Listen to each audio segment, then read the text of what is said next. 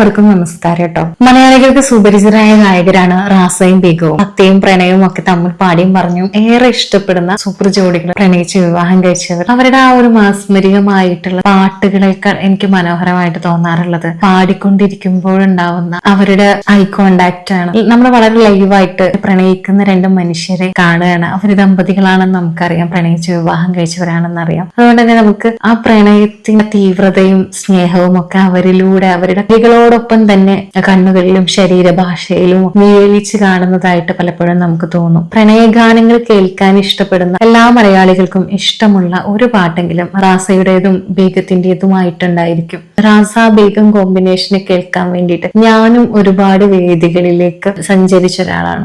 റാസയും ബീഗവും തമ്മിൽ വേർപിരിഞ്ഞെന്ന് പറഞ്ഞപ്പോ വല്ലാത്തൊരു ഞെട്ടലാണ് തോന്നിയത്. അവരുടെ പാട്ടുകളെ ഇഷ്ടപ്പെടുന്ന, അവരുടെ ആ കോമ്പിനേഷൻ ഇഷ്ടപ്പെടുന്ന എല്ലാ മനുഷ്യന്മാർക്കും ഉള്ളിലൊരു വേദന ഉണ്ടായിരിക്കും. അവരുടെ പഴയ പാട്ടുകൾ കേൾക്കുന്ന സമയത്ത് എങ്ങനെയാണ് ഇവർക്ക് ഇങ്ങനെ പിരിയാനാവുന്നത് എന്നുള്ളൊരു അവിശ്വസനീയത നമുക്ക് തോന്നുന്നുണ്ടായിരിക്കും. ആ ഒരു വേദന തോന്നിയ സമയത്ത് എനിക്ക് ഓർത്തെടുക്കാൻ ഏറ്റവും അവസാനമായി റാസയുടെയും ബീഗത്തിന്റെയും പ്രോഗ്രാം കണ്ടത് കസിന്റെ മക്കളുടെ അക്കീക്ക സെറിമണിക്കാണ്. അന്ന് ആ പ്രോഗ്രാമിന്റെ അവസാനം അബ്ദ ഒരു കവിത ചൊല്ലി.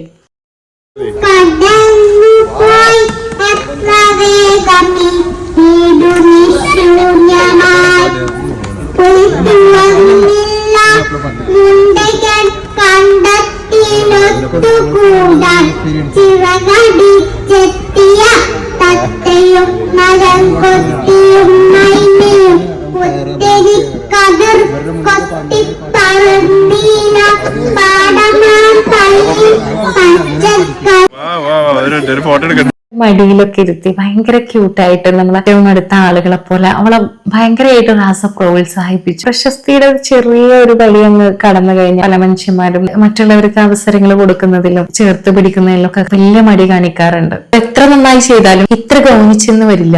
ഇങ്ങനെ നമ്മുടെ ഹൃദയം കവർന്ന ഇതേ മനുഷ്യന്മാർ തമ്മിൽ വേർപിരിഞ്ഞെന്ന് കേൾക്കുമ്പോൾ സ്വാഭാവികമായിട്ടും നമുക്കൊരു ഞെട്ടലുണ്ടാവില്ലേ? പക്ഷെ ഇവരുടെ ഡൈവേഴ്സിനേക്കാളും എനിക്ക് ഞെട്ടലുണ്ടാക്കിയ മറ്റൊരു കാര്യം എന്താന്ന് വെച്ചാൽ, ഈ അടുത്താണ് ഞാൻ റാസയുടെ ഇന്റർവ്യൂ കാണുന്നത്. ആ സമയത്ത് റാസ പറയുന്നുണ്ട്, ഞങ്ങള് കുറച്ചായിട്ട് പാട്ടുകളിൽ ഇൻവോൾവ് ചെയ്യുന്നില്ല, 2.5 വർഷത്തോളമായി ജീവിതത്തിലും ഇൻവോൾവ് ചെയ്യുന്നില്ല.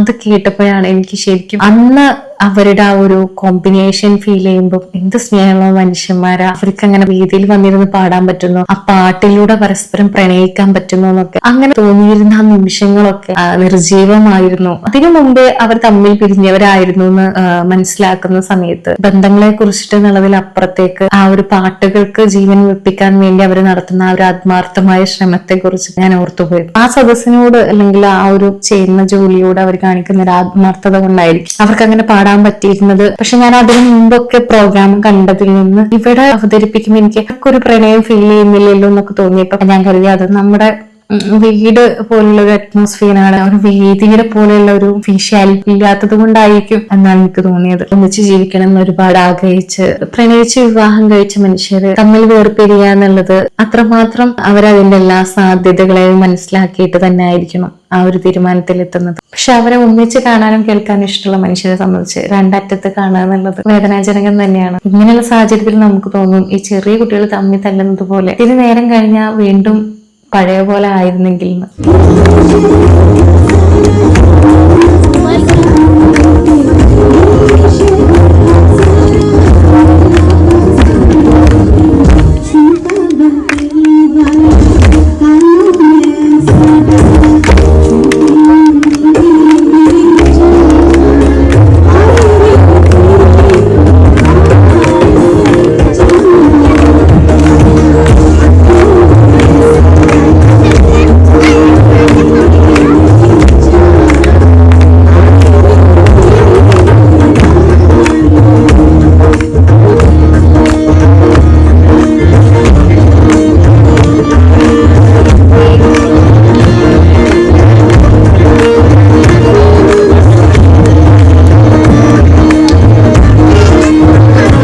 പരസ്പരം എന്തെങ്കിലും സാധ്യതകൾ ഉണ്ടെങ്കിൽ തിരിച്ചു ജീവിതത്തിലേക്ക് ഒന്നിച്ച് പാടാനും ഒന്നിച്ചിരിക്കാനും അവർക്ക് കഴിയട്ടെ.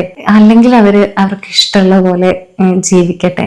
എന്തായാലും വീഡിയോ കണ്ട എല്ലാവർക്കും നന്ദിയിട്ട്.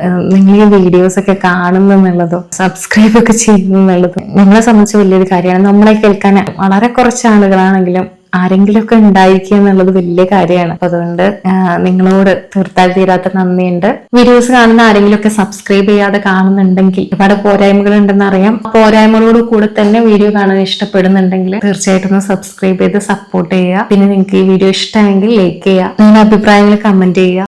അപ്പൊ താങ്ക് യു.